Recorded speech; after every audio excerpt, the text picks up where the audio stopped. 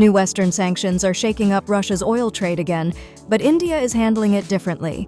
While the US and EU target Russian refineries, India isn't panicking. Instead, it's quietly recalibrating its energy strategy, balancing global diplomacy with its needs. So, how are these sanctions changing the game for India? Let's break it down. The US and EU have tightened the screws on Russia's oil network, targeting major firms like Rosneft and Lukoil. Even Nayara Energy in Gujarat, with partial Russian ownership, is under scrutiny. But here's the key point. India itself is not under sanctions. These are secondary sanctions aimed at making Russian exports harder, and India's refiners are navigating them with precision. This isn't a crisis, it's a test of strategy, and India is adapting fast. Rather than overreacting, Indian refiners are taking a diversified approach.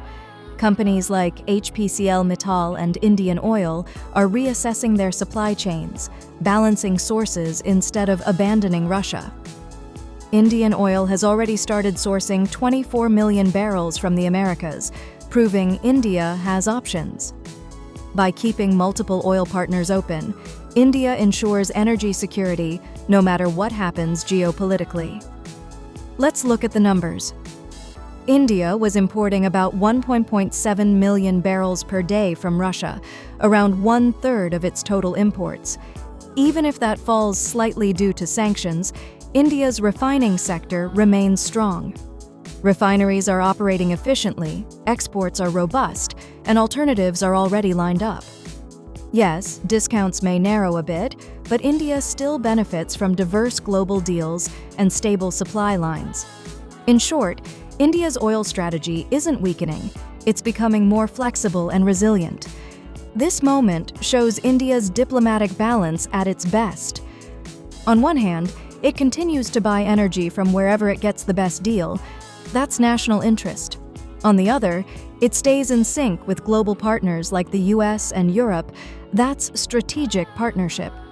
Instead of taking sides, India is building leverage, proving it can maintain ties with both East and West.